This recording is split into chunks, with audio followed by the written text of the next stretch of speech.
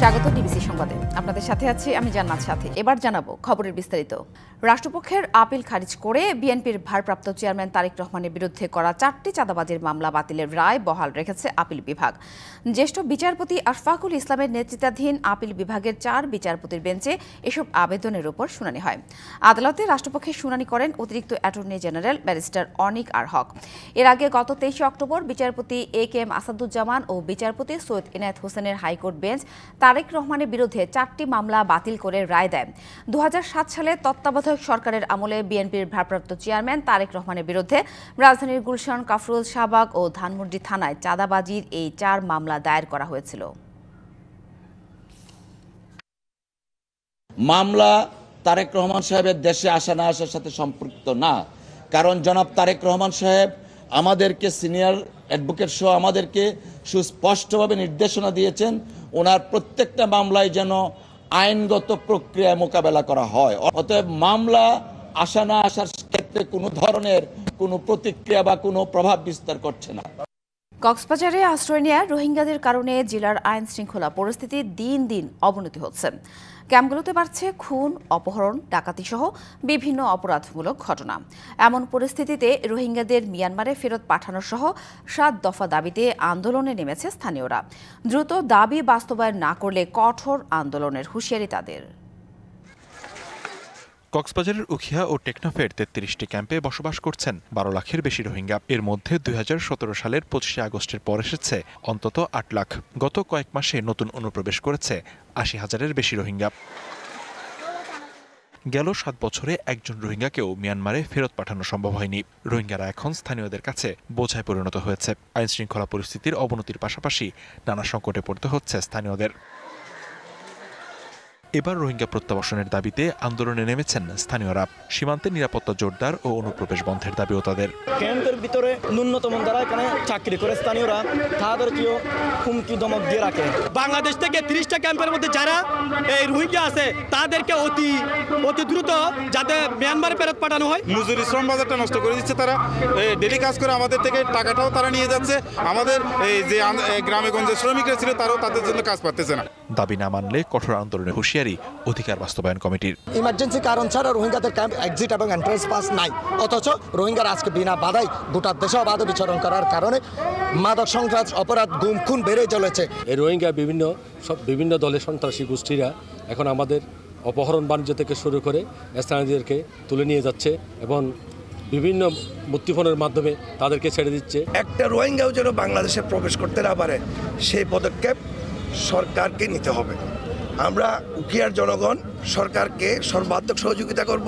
সম্প্রতি রাখাইন রাজ্যের বড় অংশ আরাকান আর্মি দখলে নেয় আরও অনিশ্চিত হয়ে পড়েছে রোহিঙ্গা প্রত্যাবাসন। নতুন করে অনুপ্রবেশ ঘটলে উখিয়া টেকনাফের মানুষের জীবন দুর্বিষহ হয়ে উঠবে বলেও শঙ্কা স্থানীয়দের। DBC news desk. রাজধানীর মিরপুরের 60 ফুট রোড যেন এক মরণ ফাঁদ। নির্ধারিত সময়ে সংস্কার না হওয়ায় বেহাল সড়কটি ক্রমেই চলাচলের অনুপযোগী হয়ে পড়েছে। স্থানীয়দের অভিযোগ, অপরিকল্পিত ও ঢিলেঢালা কাজের কারণেই বেড়েছে ভোগান্তি। তার উপর মাত্রাতিরিক্ত ধুলাবালিতে থমকে দাঁড়িয়েছে জনজীবন। রাজধানীর মিরপুরের 60 ফুট রোড, যার বেশিরভাগ অংশই খানাখন্দে ভরা। কোথাও হাঁটু পরিমাণ গর্ত, কোথাও ঢাকনাবিহীন ম্যানহোল। এ নিয়ে স্থানীয়দের অনুযোগেরও যেন অন্ত নেই। জরাজীর্ণ রাস্তাঘাট, অসহনীয় ধুলাবালি, জলাবদ্ধতা, বর্জ্যের স্তূপ, নাজুক সুয়ারেজ ব্যবস্থা, দূষণ ও যানজট যেখানে নিত্যসঙ্গী। আমতলা থেকে একবারে 60 ফিটে মাথা 2 নাম্বার পর্যন্ত তো রাস্তাটা খুবই ভাঙা, খুবই খারাপ। গাড়িতে চলতে আমাদের খুবই কষ্ট হয়। গাড়ি ঢুকতে পারে না, অ্যাম্বুলেন্স ঢুকতে পারে না, রুগী মারা যাচ্ছে। এই কি অবস্থা? বিশেষ করে শীত মৌসুমে ভোগান্তি বেড়েছে বহুগুণে। অতিষ্ঠ এখনকার জনজীবন, নাকাল নানা শ্রেণী পেশার মানুষ। খানাখন্দ, তারপরে ধুলাবালি, বাচ্চারা স্কুলে যেতে পারে না। এখান দিয়ে স্কুল আছে। ইন্ডিয়া দিল্লিতে ধুলার জন্য স্কুল কলেজ বন্ধ করতে, এখন তো ঢাকায় সেই অবস্থা, বন্ধ করা উচিত। স্থানীয় বাসিন্দাদের অভিযোগ, রাস্তাটি সংস্কারের নামে গেল কয়েক বছর ধরেই কাজ চলছে ধিমে তালে। ছিল সুষ্ঠু পরিকল্পনার অভাব। একজন এক সাইডে আর কি দেখাশোনা করতেছে, কিন্তু সব সময় যে চলতেছে তা বলে না। এই কাজটা যদি দ্রুত শেষ হয়ে যেত আমাদের দুর্ভোগটা কম হতো, কিন্তু কাজ শুরু করে কিন্তু শেষ করে না সব। মিরপুর 2 নম্বরের গ্রামীণ ব্যাংকের প্রধান কার্যালয় সংলগ্ন পোস্ট অফিসের পাশ থেকে আগারগাঁওয়ের নিউরোসায়েন্স হাসপাতাল পর্যন্ত এই রাস্তাটির দৈর্ঘ্য 3.63 কিলোমিটার। সাব্বির রোজ, ডিবিসি নিউজ, ঢাকা। যমুনার রেল সেতুতে পূর্ণ গতিতে পরীক্ষামূলকভাবে ট্রেন চলাচল শুরু হয়েছে। সকালে শুরু হয় এই ট্রেন চলাচল। যমুনা নদীর উপর নির্মিত নতুন সেতু দিয়ে 60 থেকে 120 কিলোমিটার গতিবেগে ট্রেন চলাচল করছে। এই যাত্রায় কোনো রকম ত্রুটি দেখা না দিলে শিগগিরই আনুষ্ঠানিকভাবে ট্রেন চলাচল শুরু হবে। শুরুতে 40 থেকে 60 কিলোমিটার গতিতে ট্রেন চলাচল করছে। গতি বাড়ানো হবে 120 কিলোমিটার পর্যন্ত। একযোগে ট্রেন চলাচল করায় উচ্ছ্বসিত প্রকল্প সংশ্লিষ্টরা। এর আগে গেল 26শে নভেম্বর সর্বোচ্চ 40 কিলোমিটার গতিতে সেতুতে পরীক্ষামূলক ট্রেন চালানো হয়েছিল।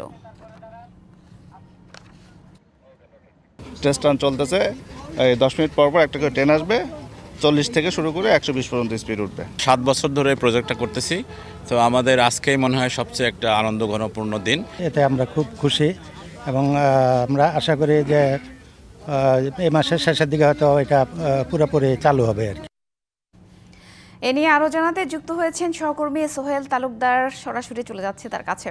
সোহেল, নিঃসন্দেহে আনন্দের খবর যে যমুনা রেল সেতুতে পূর্ণ গতিতে পরীক্ষামূলকভাবে ট্রেন চলাচল শুরু হয়েছে। তো একযোগে ট্রেন চলাচলের খবরে কি বলছে প্রকল্প সংশ্লিষ্টরা? সাথী, আপনার সর্বশেষ তথ্যটি যদি দিয়ে থাকি, কিছুক্ষণ আগেই পিডি যিনি মাসুদুর রহমান রয়েছেন তার সাথে কথা হয়েছে। তিনি বলছেন যে আজকের যেটি ট্রায়াল হয়েছে সেই ট্রায়ালটি দ্বিতীয় ট্রায়াল। এই ট্রায়ালে আজ সকাল থেকে শুরু করা হয়েছে 40 কিলোমিটার গতিবেগে, সেটি 40 থেকে 60 এবং সর্বশেষ এই 11টার সময় যে ট্রায়ালটি গেল সেই ট্রায়ালটি হচ্ছে 80 কিলোমিটার গতিবেগে এই ট্রেন ব্রিজের উপর দিয়ে সেটি চলাচল করেছে। আর পিডির যেটি তথ্য বলছেন যে তিনি আজকের ট্রায়ালটি সম্পন্ন হলে আগামীকাল জাইকা এবং যে প্রতিনিধি এবং বাংলাদেশের রেলওয়ের প্রতিনিধি এবং বাংলাদেশের যারা কর্তৃপক্ষ রয়েছেন তাদের যৌথ উপস্থিতিতে আগামীকাল একটি খুব আনুষ্ঠানিকভাবে আরেকটি ট্রায়াল সম্পন্ন হবে, এটি পিডির বক্তব্য। আপনি জানেন যে প্রায় 16,000 কোটি টাকা ব্যয়ে এটি নির্মিত হচ্ছে যমুনা নদীর উপরে। যমুনা নদীর যে সেতু রয়েছে তার উজানের 300 মিটার উত্তরে। তো এই যে সেতুতে প্রায় 12,000 কোটি টাকায় জায়গা দিয়েছে, আর বাকি 4,000 কোটি টাকা বাংলাদেশ সরকার এটি ব্যয় করছে। আমরা একটু আগে যে বিষয়টি দেখলাম যে একটি সেতু পার হতে যে ট্রেন 80 কিলোমিটার গতিতে চলছে সেটি সর্বোচ্চ 2 থেকে 2.5 মিনিট সময় ব্যয় হচ্ছে। কিন্তু বঙ্গবন্ধু সেতু যেটি রয়েছে সেই সেতু দিয়ে একটি ট্রেন যাতায়াত করতে গেলে সর্বোচ্চ সেখানে 35 মিনিট পর্যন্ত অনেক সময় ব্যয় হয় এবং দুইটি স্টেশনেই এই যে যাত্রীদের বা ট্রেন দাঁড়িয়ে থাকার ফলে যাত্রীদের যে ভোগান্তির মধ্যে পড়তে হয়। কিন্তু এই ট্রেনটি যাতায়াতের ফলে সেই ভোগান্তি থাকবে না। এখন যেটি সেতুতে পরীক্ষা করা হচ্ছে যে এটির কম্পন মাত্রা, ঝুঁকি, যে নানান আনুষঙ্গিক যে কারিগরি যে বিষয়গুলি রয়েছে সেই বিষয়গুলি পরীক্ষা করা হচ্ছে। সেই পরীক্ষায় যদি উত্তীর্ণ হয়ে যায় তো ব্রিজ সংশ্লিষ্ট কর্তৃপক্ষ যারা বলছেন যে এটি একটি আন্তর্জাতিক মানের একটি সেতু হিসাবে প্রতিষ্ঠিতা পাবে এবং দ্রুতই সেটার সুফল মানুষ পাবে। ধন্যবাদ সোহেল। সিরাজগঞ্জ শহরের বাহিরগোলা বাজারে কাটাখালী নদীর উপর নির্মাণাধীন ব্রিজের কাজ শেষ হয়নি 4 বছরেও। এ নিয়ে চরম অনিশ্চয়তায় এলাকাবাসী। চলতি বছরের জুনে প্রকল্পের মেয়াদ শেষ হয়ে গেলে ফেরত চলে যায় প্রকল্পের সব টাকা। জনগুরুত্বপূর্ণ সেতুটির কাজ শেষ না হওয়ায় চরম দুর্ভোগে 25 গ্রামের মানুষ। পানি উন্নয়ন বোর্ড জানায় নতুন করে প্রকল্পের চাহিদা দিয়ে দ্রুত কাজটি শেষ করা হবে। সিরাজগঞ্জ পৌর এলাকার বাহিরগোলা বাজারের পুরনো পরিত্যক্ত রেল ব্রিজ ঝুঁকিপূর্ণ হয়ে পড়ায় নতুন করে নির্মাণের উদ্যোগ নেয় পানি উন্নয়ন বোর্ড। 2021-22 অর্থ বছরের 64 জেলার অভ্যন্তরীণ ছোট নদী, খাল এবং জলাশয় পুনর্খনন প্রকল্পের আওতায় কাটাখালী সেতু নির্মাণ কাজ শুরু হয় 2021 সালের আগস্টে। 7 কোটি 28 লাখ টাকা ব্যয়ে সেতুটির কাজ 2024 সালের জুনে শেষ করার নির্দেশনা থাকে। তবে 2022 সালের মার্চে অর্ধেক কাজ করে অপারগতা জানিয়ে কাজ বন্ধ করে দেয় ঠিকাদারি প্রতিষ্ঠান মোহাম্মদ মঈনুদ্দিন বাসী লিমিটেড। এরই মধ্যে ঠিকাদারি প্রতিষ্ঠানকে 2 কোটি 68 লাখ টাকার বিল দেয় পানি উন্নয়ন বোর্ড। প্রকল্পের মেয়াদ অনুযায়ী কাজ শেষ করতে না পারায় ফেরত চলে যায় বাকি টাকা। নানা জটিলতায় নতুন করে সেতুর কাজ শুরু না হওয়ায় প্রতিনিয়ত দুর্ভোগের শিকার হচ্ছেন এই অঞ্চলের মানুষ। যে একটা রোগী যে হাসপাতালে নিয়ে যাবো আমার এই সুযোগ নাই। 30-35টা গ্রাম আছে, প্রতিদিন দেখা যায় 5-7 কিলো পথ ঘুরা মানে যা লাগে। দীর্ঘদিন যাবৎ কাজ না করায় চুরি হয়ে যাচ্ছে রডসহ নির্মাণ কাজের মালামাল। তাই জনদুর্ভোগ লাঘবে দ্রুত কাজ শেষ করার দাবি জানান স্থানীয়রা। সর্বক্ষেত্রেই অসুবিধা, এই যে বাচ্চা কাচ্চা স্কুলে যাওয়া আসা এদের জন্য ভয়াবহ হয়ে গেছে। ব্রিজটা যেন মেরামত করে মানুষের চলাচলের এবং যানবাহনের চলাচলের উপযুক্ত হয় সেই ব্যবস্থা আমরা প্রশাসনের কাছে দাবি জানাই। এদিকে ঠিকাদারি প্রতিষ্ঠানকে জরিমানা করা সহ নতুন করে বরাদ্দ পেলে কাজ শুরু করা হবে বলে জানায় পানি উন্নয়ন বোর্ড। ঠিকাদারের যে জরিমানা করার পর সরকারি কোষাগারে জমা দেওয়া হয়েছে। অনুদান খাত থেকে টাকা পাই তাহলে আমরা ওই বাকি অংশটুকু আমরা টেন্ডার করে ঠিকাদার নিয়োগ করে আমার কাজটা আমরা এই বছর যদি কাজ করতে নাও পারি আমরা আগামী বছর এটা বরাদ্দ দেব। জনদুর্ভোগের কথা বিবেচনা করে সেতুর কাজ দ্রুত শেষ করার দাবি স্থানীয়দের। খালিদ হৃদয়, ডিবিসি নিউজ, সিরাজগঞ্জ। জামালপুর সদরের ঝিনাই নদীতে একটি সেতুর অভাবে দুর্ভোগে 2 লাখের বেশি মানুষ। নদী পারাপারে হরহামেশা দুর্ঘটনার শিকার হচ্ছেন এলাকাবাসী। সেখানে একটি সেতু নির্মাণের দাবি দীর্ঘদিনের, কিন্তু নেই কোনো পদক্ষেপ। তবে আশার বাণী শোনালেন জেলা নির্বাহী প্রকৌশলী। প্রস্তাব অনুমোদন হলেই কাজ শুরুর কথা জানালেন তিনি। জামালপুর উপজেলার মেষ্টা ইউনিয়নের চান্দের হাওড়া এলাকার উপর দিয়ে বয়ে গেছে ঝিনাই নদী।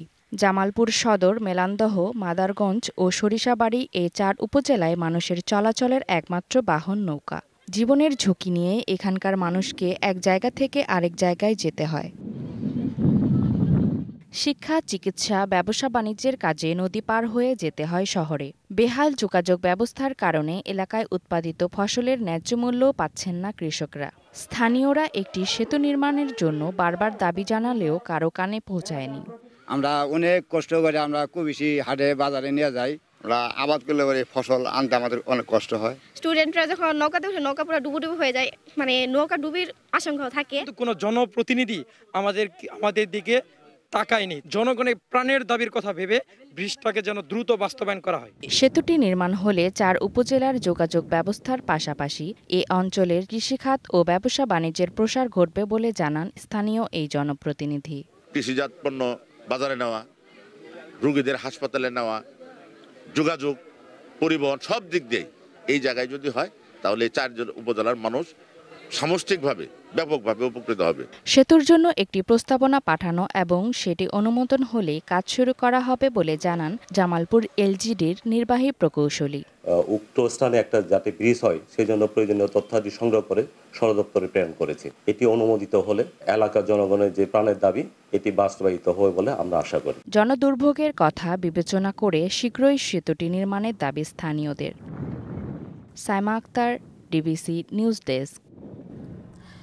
দেশবাসীর ভোটের বঞ্চনা ঘোচাতে কাজ করছে বর্তমান নির্বাচন কমিশন, বললেন প্রধান নির্বাচন কমিশনার এএমএম নাসির উদ্দিন। তিনি বলেন, অবাধ, নিরপেক্ষ ও সুষ্ঠু নির্বাচন উপহার দিতে প্রতিশ্রুতিবদ্ধ এই কমিশন।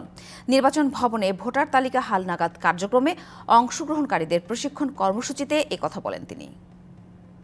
মানুষের যে প্রত্যাশা, দেশবাসীর যে প্রত্যাশা এই সরকারের উপরে যেমন খুব বেশি, আমাদের কাছে এই প্রত্যাশাটা কিন্তু খুব বেশি। গতানুগতিক পন্থায় চিন্তার কোনো সুযোগ নাই এখন। আমাদের লক্ষ্য হচ্ছে, আমাদের কমিটমেন্ট হচ্ছে, জাতির প্রতি প্রতিশ্রুতি হচ্ছে একটা free, fair and credible election জাতিকে উপহার দেওয়া, যেটা একদিন জাতি বঞ্চিত হয়েছে। ঢাকা আন্তর্জাতিক বাণিজ্য মেলায় ক্রেতাদের আকর্ষণ বিদেশি স্টল ও প্যাভিলিয়নে। স্টলগুলোয় বেচা কেনাও চোখে পড়ার মতো। তবে আন্তর্জাতিক মেলা হলেও বরাবরের মতো হাতে গোনা মাত্র কয়েকটি দেশ অংশ নেয়।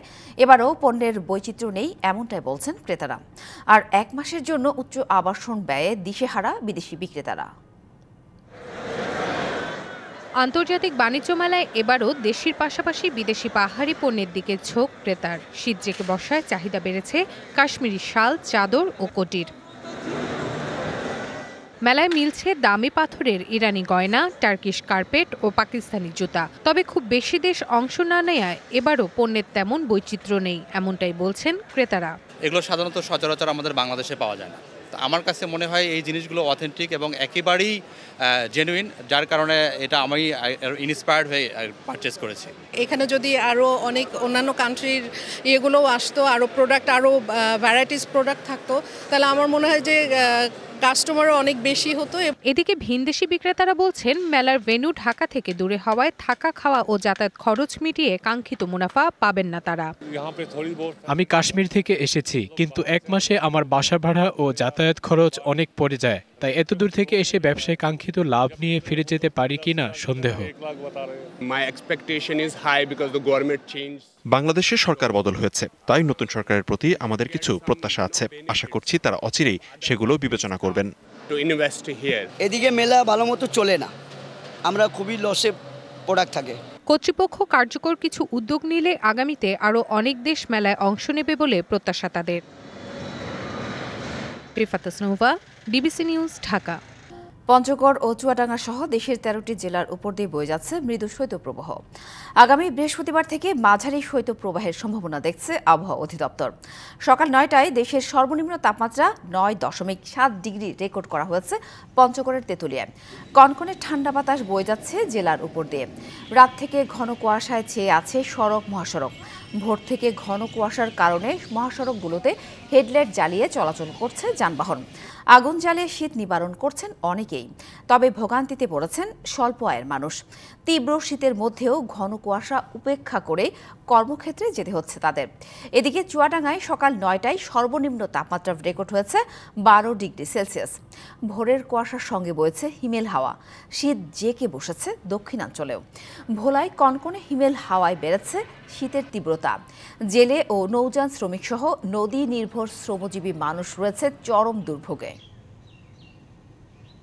আজকে কয়েকদিন ধরে খুব ঠান্ডা পড়তেছে, এই শীতের জন্য কাজকাম করতে পারতেছি না। আমরা টিউবওয়েলের কাজ করি, টিউবওয়েলের থেকে সেটের থেকে লোকজন চলে আসছে বাড়িতে। শীতের কারণে আমরা গাড়িগুলো চালাতে পারতেছি না, তাতে যাত্রী যুক্তি খুবই কম। মানিকগঞ্জের বিস্তীর্ণ জমিতে পেঁয়াজ আবাদে ব্যস্ত সময় পার করছেন কৃষক। অনুকূল আবহাওয়া আর বাজার দর ভালো হওয়ায় পেঁয়াজ চাষে ঝুঁকছেন তারা। তবে গত বছরের চেয়ে উৎপাদন খরচ বেশি হলেও মৌসুম শেষে ন্যায্য দাম পাবেন বলে আশা করছেন কৃষক ও ব্যবসায়ীরা। চলতি মৌসুমে মানিকগঞ্জে 4000 হেক্টর জমিতে পেঁয়াজ আবাদের লক্ষ্যমাত্রা নির্ধারণ করেছে কৃষি বিভাগ। এরই মধ্যে 1000 হেক্টর জমিতে পেঁয়াজের আবাদ হয়েছে। বাকি জমিতেও পেঁয়াজ রোপণে ব্যস্ত সময় কাটাচ্ছেন কৃষক। জমি তৈরি, সার, বীজ, সেচ, কীটনাশক, শ্রমিক সব মিলিয়ে বিঘা প্রতি পেঁয়াজ চাষে খরচ হয় 50 থেকে 60 হাজার টাকা। প্রতি বিঘায় ফলন আসে 60 থেকে 70 মন। যদি ফলন ভালো হয় তাহলে মনে করেন যে 60 মন বা 50 মন এরকম হয়। উৎপাদনের সাথে সংশ্লিষ্ট সবকিছুর দাম বাড়ায় এবছর পেঁয়াজ চাষে খরচ প্রায় দ্বিগুণ। 60,000 টাকা খরচ হলে 1,20,000, 1.5 লাখ এরকম টাকা লাভ পাইতে পারি। তবে অনুকূল আবহাওয়া ও বাজার দর ভালো থাকলে লাভের আশা করছেন কৃষক। এভাবে যদি আবহাওয়া থাকে তাহলে ফলন একটু ভালো হওয়ার সম্ভাবনা আছে। প্রান্তিক কৃষকদের সব ধরনের পরামর্শ দেওয়ার কথা জানিয়েছে কৃষি বিভাগ। যে আবহাওয়া যদি এরকম কন্টিনিউ করে এবং কৃষকরা যদি আমাদের পরামর্শে মাঠে পরিচর্যা ঠিকমতো করতে পারে তাহলে তারা আশানুরূপ ফলন পাবে। জেলার চাহিদা পূরণ করে অন্যান্য অঞ্চলের চাহিদাও পূরণ করা সম্ভব হবে বলে আশা করছেন সংশ্লিষ্টরা। Ashraful Alam Liton, DBC news, Manikganj. গত বছর মুড়িকাটা পেঁয়াজের ভালো দাম পেয়ে এবছর কুষ্টিয়ার কয়েকটি জেলার কৃষকরা আবাদ বাড়িয়েছিলেন। উচ্চ দামে বীজ কিনে আবাদ করার পর এখন পেঁয়াজের বাজারে ধস নামায় হতাশ কৃষকরা। এ নিয়ে রাস্তায় নেমে বিক্ষোভ দেখিয়েছেন তারা। দেশের কৃষকদের বাঁচাতে পেঁয়াজ আমদানির বিপক্ষে অবস্থান নেন তারা। কুষ্টিয়ার দৌলতপুর সহ কয়েকটি উপজেলায় বিস্তীর্ণ জমিতে এবার আবাদ হয়েছে মুড়িকাটা পেঁয়াজের। বেশি দাম দিয়ে পেঁয়াজের বীজ কিনে রোপণের পর পরিচর্যা সহ সব মিলিয়ে বিঘা প্রতি কৃষকের খরচ পড়েছে লাখ টাকার কাছাকাছি। কিন্তু লাভের আশায় বেশি খরচ দিয়ে উৎপাদন করলেও বাস্তবতায় দেখা যাচ্ছে খরচ তুলতেই এখন হিমশিম কৃষকের। আড়তে প্রতি কেজি পেঁয়াজ বিক্রি করতে হচ্ছে 25 থেকে 30 টাকায়। ন্যায্য দাম নিশ্চিতে সড়কেও নেমেছেন তারা। বর্তমান যে পরিমাণ পেঁয়াজের বাজার, এই পরিমাণ পেঁয়াজে মোটামুটি আমার 0.5% টাকায় উঠছে না। গরিব চাষি আমাদের এদিকে নগদ টাকা দিয়ে কেউ আবাদ করে না, বা বাড়ি ছাড়তে হবে ওই সারের বিছনের দাম দিতে হলে। ব্যবসায়ীরাও জানান গত বছরের তুলনায় মুড়িকাটা পেঁয়াজের বাজার এবার কম। এ কারণে আড়তে পেঁয়াজ এনে দাম শুনে হতাশ কৃষকরা। বাইরে থেকে এলসি আমদানি হয়েছে পর্যাপ্ত পরিমাণ, এজন্য চাষিরা বেশি লস খায়। বিছন কিনে 8,000 টাকা, বিক্রি করছে হলো 1200 টাকা, 1300 টাকা, 1500 টাকা মন। পেঁয়াজ অনেক লস হবে চাষিদের। কৃষকদের দাবি বাজারে পর্যাপ্ত দেশীয় পেঁয়াজ থাকার পরও আমদানি করার কারণেই এ দরপতন। এ বিষয়ে সরকারের হস্তক্ষেপ চান তারা। বেচতে 80 থেকে 30 টাকা 32 টাকা কেজি, প্রায় অর্ধেক টাকা উঠবে। চাষিরা কেমন করে বাঁচবে? আমার 1 বিঘা পেঁয়াজে 80,000 থেকে 1 লক্ষ টাকা খরচ। আমাদের প্রতি বিঘাতে 40-50 হাজার টাকা লস হচ্ছে। বাজারে মুড়ি কাটা পেঁয়াজের পাশাপাশি গ্রীষ্মকালীন পেঁয়াজও পর্যাপ্ত আছে। পাশাপাশি আমদানির কারণে অন্য দেশ থেকেও আসছে পেঁয়াজ। এসব কারণেই পেঁয়াজের দাম কম। এলসি বা আমদানির যে অনুমতি দেয় সেই জায়গাগুলোতে আরটু করতে হবে, যাতে যখন আমাদের দেশের পেঁয়াজগুলো ওঠে সেই সময় যেন ওই বিদেশি পেঁয়াজটা না আসে, যাতে আমাদের দেশি কৃষকরা দামটা পেতে। দেশের কৃষকদের বাঁচাতে এই মুহূর্তে পেঁয়াজ আমদানির অনুমতি বাতিল করার দাবি কৃষকদের। DBC news desk. পদত্যাগ করার ঘোষণা দিয়েছেন অস্ট্রিয়ার চ্যান্সেলর কার্ল নেহামা। স্থানীয় সময় শনিবার এই ঘোষণা দেন তিনি। জোট সরকার গঠনে রাজনৈতিক দলগুলোর মধ্যে আলোচনা ব্যর্থ হওয়ায় এই ঘোষণা দেন তিনি। কার্ল নেহামার দল কনজারভেটিভ পিপলস পার্টি ও সোশ্যাল ডেমোক্র্যাট দল জোট গড়ার আলোচনায় কিছু মূল বিষয় একমত হয়নি। এই আলোচনায় যুক্ত উদারপন্থী দল নিউজ গেল শুক্রবার আলোচনা থেকে সরে দাঁড়ান। অস্ট্রিয়ায় গেল সেপ্টেম্বরের সাধারণ নির্বাচনে অতি ডানপন্থী রাজনৈতিক দল ফ্রিডম পার্টি নজিরবিহীন জয় পায়। তবে অন্য রাজনৈতিক দলগুলো ফ্রিডম পার্টির নেতা হারবার্ট কিকলসের সঙ্গে জোট সরকার গড়তে অস্বীকৃতি জানায়।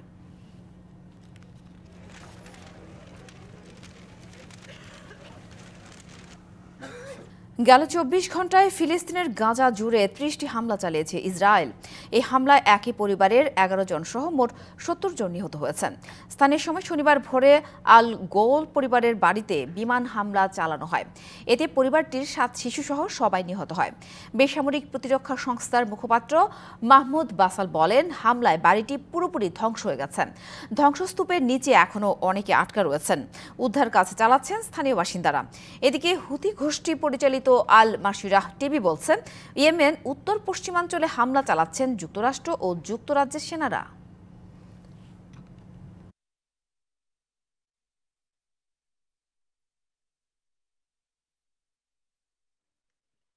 চীনের উত্তর পূর্ব হেইলংজিয়াং প্রদেশের রাজধানী হারবিনে চলছে সবচেয়ে বড় তুষার ও বরফের ভাস্কর্য উৎসব। এবার বসেছে 41তম আসর। এই আসরে বরফ কেটে বানানো হয়েছে দুর্গ, প্রাসাদ, ঘরবাড়ি। আলো আর বরফের তৈরি চোখ ধাঁধানো পরিবেশ দেখতে ভিড় করছেন নানা বয়সী মানুষ। এই উৎসব এখন বিশ্বের পর্যটকদের কাছে সবচেয়ে আকর্ষণীয় জায়গা হয়ে উঠেছে। 1985 সালের 5ই জানুয়ারি চীনে প্রথমবারের মতো হয় বরফ উৎসব, যার নাম রাখা হয়েছিল Harbin ice and snow festival. সেই থেকে প্রতি বছর 5ই জানুয়ারি শুরু হয়ে মাসব্যাপী চলে এ আয়োজন। আর উদ্বোধনের আগেই নানা আকর্ষণ ছড়িয়ে থাকে দর্শনার্থীদের জন্য। বরফ দিয়ে বানানো হয় বিভিন্ন স্থাপনা ও ভাস্কর্য। প্রতি বছর লাখো মানুষ এই বরফ উৎসব দেখতে জড়ো হন দূর দূরান্ত থেকে। ঘুরে বেড়ানোর সময় দাঁতে দাঁত লেগে যাওয়ার ঠান্ডা উপভোগ করেন অনেক পর্যটক। আমি খুবই পুলক অনুভব করছি। হারবিনে এটি আমার প্রথমবার। আমি বেশ অভিভূত। ঠান্ডা হলেও এটা উপভোগ করার মতো। 41তম উৎসবের সবচেয়ে বড় বরফের ভাস্কর্যের সাথে বিভিন্ন ড্রোন শটের আয়োজন করা হয়। Harbin international ice and snow ফেস্টিভ্যালকে বিবেচনা করা হয় বিশ্বের সেরা শীত উৎসবগুলোর মধ্যে অন্যতম। অবিশ্বাস্যভাবে সুন্দর এবং এখানে পরিবারের সাথে আসা খুবই আনন্দদায়ক, ছুটির মতো মনে হয়। হারবিনের লোকেরাও খুব উষ্ণ স্বাগত জানায়। সবকিছু সামগ্রিকভাবে দুর্দান্ত।